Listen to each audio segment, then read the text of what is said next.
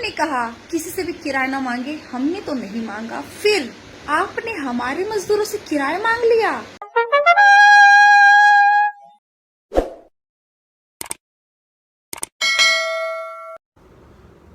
नमस्कार साथियों। मुंह में राम बगल में छुरी, मुंह पर राष्ट्रवाद, विचारों में फासीवाद। इसका प्रत्यक्ष प्रमाण अगर किसी संगठन से मिलता है तो वो है आरएसएस। और क्यों ना हो भाई, जिसके संस्थापक चाहे बीएस मुंजे हों या हेडगेवार हिटलर और मुसोलिनी के प्रशंसक रहे हों, उस संगठन से और हम क्या अपेक्षा कर सकते हैं। ये वही संगठन है साथियों, भूलिएगा मत, जिसके सबसे बड़े नेता स्वघोषित वीर सावरकर सेलुलर जेल से छूटने के लिए न सिर्फ अंग्रेज़ों के आगे नाक रगड़ कर आए थे, बल्कि माफ़ीनामे में लिख कर आए थे कि मैं और आरएसएस अंग्रेज़ी हुकूमत के खिलाफ कोई कदम नहीं उठाएंगे। आरएसएस ने उंगली हिलाने का काम नहीं किया भारत के स्वतंत्रता संग्राम में, लेकिन आज भी वैमनस्य और नफरत की जहर घोलने के लिए जुबान हिलाने का काम लगातार करते रहते हैं। और अपनी बात के पक्के रहे भाई संघी, ये तो मानना पड़ेगा, क्योंकि ना ही नमक सत्याग्रह में कोई सहयोग दिया, क्विट इंडिया मूवमेंट की लगातार खिलाफत करते रहे, अंग्रेज़ों की डिवाइड एंड रूल पॉलिसी के साथ खड़े रहे और आज देश में सबसे बड़े टुकड़े टुकड़े गैंग का काम कर रहे हैं, क्योंकि संविधान द्वारा दिए गए अधिकारों के ये टुकड़े टुकड़े करना चाहते हैं, देश के भाईचारे और प्रेम के टुकड़े टुकड़े करना चाहते हैं, कौमी एकता और गंगा जमनी तहजीब के टुकड़े टुकड़े करना चाहते हैं और गांधी द्वारा दिखाए गए अहिंसा के मार्ग के ये टुकड़े टुकड़े करना चाहते हैं। ये वही संगठन है जिसने गांधी की हत्या पर मिठाई बांटी थी। ये वही संगठन है जिसने 52 साल तक तिरंगे का अपमान किया, अपने किसी दफ्तर में नहीं फहराया। साथियों, ये वही संगठन है जिसने संविधान की प्रतियों को जलाया और ये कहा कि मनुस्मृति को आज़ाद भारत का संविधान बनाना चाहिए। ये वही संगठन है जिसे सरदार पटेल ने बैन किया, ये कहते हुए कि ये समाज में सांप्रदायिकता का जहर घोल रहा है। और ये वही संगठन है जिसके सरसंघचालक गोवलकर ने माफीनामे में बैन को हटाते हुए ये लिखा कि हम एक सांस्कृतिक संगठन है, राजनीति से हमारा कोई लेना देना नहीं। नमस्कार दोस्तों, मैं मदन मोहन और आप देख रहे हैं न्यूज़ भारती। कोई भी मकान मालिक रेंटर से किराया नहीं लेगा, लेकिन मैं ट्रेन का किराया लूँगा। मोदी जी, आपने कहा ताली बजाओ, हमने थाली बजाई। आपने कहा मोमबत्ती जलाओ, हमने मशाले जलाई। आपने कहा घरों में बंद हो जाओ, हम बंद हो गए। आपने कहा किसी से भी किराया ना मांगे, हमने तो नहीं मांगा, फिर आपने हमारे मजदूरों से किराया मांग लिया। अपनी रैलियों पर 200 से 400 करोड़ रुपए खर्च कर सकते हो, लेकिन हमारे मजदूरों के लिए आपके पास 100 करोड़ रुपए भी नहीं है। ये कौन सी दोहरी राष्ट्र भक्ति है, मुझे समझ में नहीं आता कि जहां हम सारी जनता आपके नियमों का पालन कर रहे हैं, जैसा आप आदेश करते हैं हम वही आदेश का पालन करते हैं। लेकिन आज मैं बहुत आहत हुई हूँ इस बात को देखकर कि आप हमारे मजदूरों से 900 रुपए, 500 रुपए, 950 रुपए वसूल कर रहे हैं।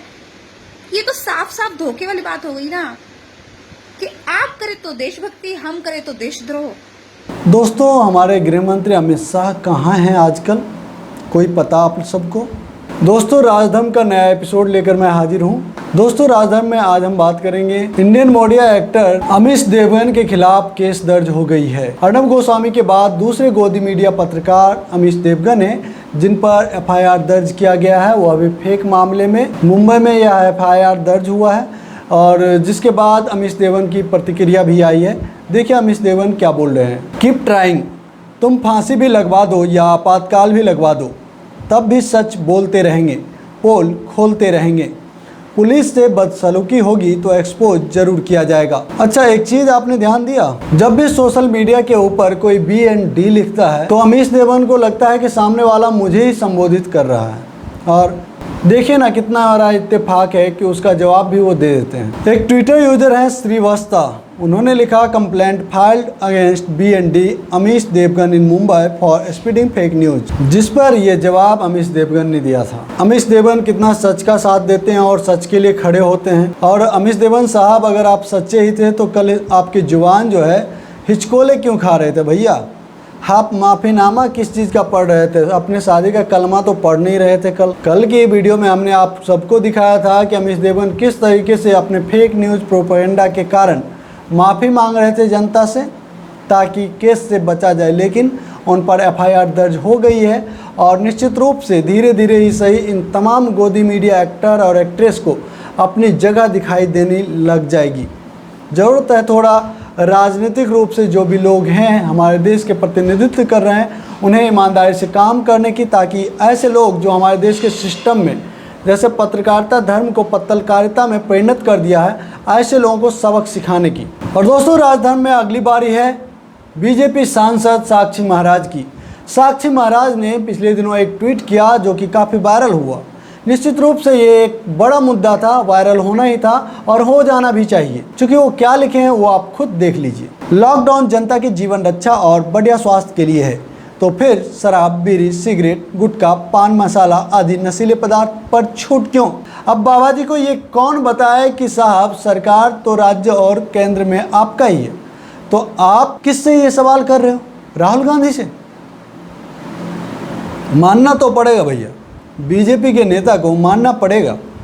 ये छोटे वाले तो हैं नहीं, पक्के ये बड़े वाले हैं, बहुत बड़े वाले। अरे आलोचना ही करना है, खुल के करो, खुल के मैदान में आओ।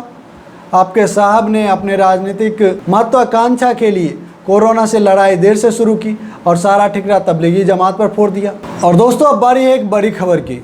ऐसी बातें सामने आ रही है कि प्रधानमंत्री और बाबा रामदेव जी के अभिन्न दोस्त डॉक्टर प्रणब पांड्या पर भी बलात्कार का आरोप लगा है। ऐसी खबर आ रही है कि उनके खिलाफ बलात्कार की एफआईआर भी दर्ज की जा रही है। हालांकि इस पर यकीन करना उतना ही मुश्किल है जितना कि आसाराम जी के बलात्कार के केस पर था। क्या घोर कलयुग आ गया, इतने बड़े बड़े लोग भी।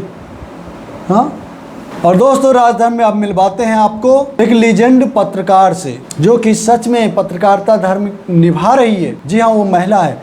आज देश में लॉकडाउन है, ये महिला पत्रकार लॉकडाउन के दौरान सच्ची पत्रकारिता की मिसाल पेश की। हजारों किलोमीटर की यात्रा की और गांव में, गलियों में, हाईवे पर, तमाम जगहों पे जा जाकर गरीब, मजदूर, तमाम वर्ग के लोग जो मुश्किल में थे, उन तमाम लोगों की मुश्किलों को सरकार के सामने उठाया, सरकार को आईना दिखाया। जी, हम बात कर रहे हैं बरखा दत्त की। आप देखिए बरखा दत्त की यह तस्वीर एक ढाबा की है जो कि उदयपुर और अहमदाबाद के बीच की है। और बरखा दत्त जी भी बता रही है कि ये उनका 52वां दिन है जबकि कोरोना महामारी के बीच वो रिपोर्टिंग कर रही है। लॉकडाउन के दौरान ग्राउंड जीरो से तमाम जगहों पर जा जाकर वो तमाम रिपोर्ट कर रही हैं। अब तक उन्होंने 7 राज्यों के 7000 किलोमीटर नाप चुकी है। जरा बताइए, पत्रकारिता की असली मिसाल बरखा दत्त है या दल्ला देवगन है या फिर अनरिपब्लिक अर्नब? किसकी बात करें? रूबिका लियाकत की हालात देख लिए आपने।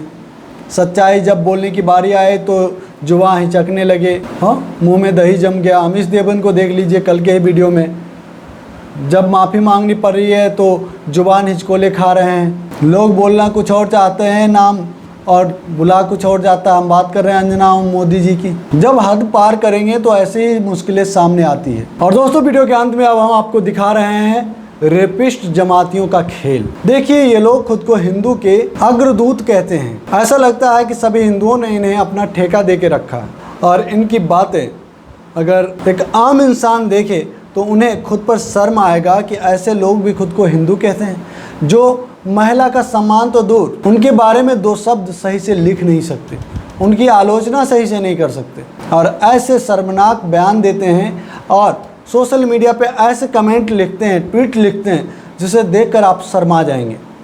दोस्तों, इस किस्त में हम पहले विवेक अग्निहोत्री को दिखाते हैं। एक पत्रकार हैं उमाशंकर सिंह, उन्होंने पेट्रोल डीजल के बढ़ते दामों पर कुछ कमेंट किया, जिसके जवाब में विवेक अग्निहोत्री ने क्या जवाब दिया, जरा वो देखिए आप। Government should start showing us porn movies at gas stations while you buying fuel, cause it's always nice to see somebody else getting screwed too।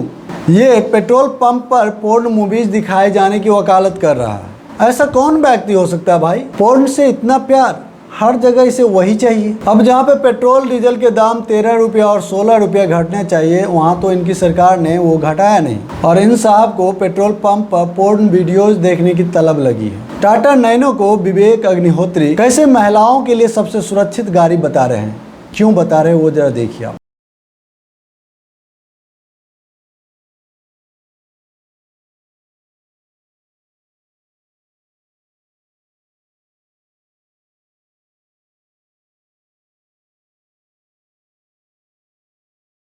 इस टॉपिक पे इतना ही। अगर हमारा ये वीडियो आपको अच्छा लगता है तो वीडियो को लाइक कर दीजिए, शेयर जरूर कीजिएगा। और जो दोस्त पहली बार हमारे चैनल न्यूज़ भारती पर, आपसे निवेदन है कि हमारे चैनल को सब्सक्राइब कर लें और बेल आइकन को जोर दबा दें ताकि हमारा हर एक वीडियो सबसे पहले आपको मिले। जय हिंद, जय भारत, जय संविधान।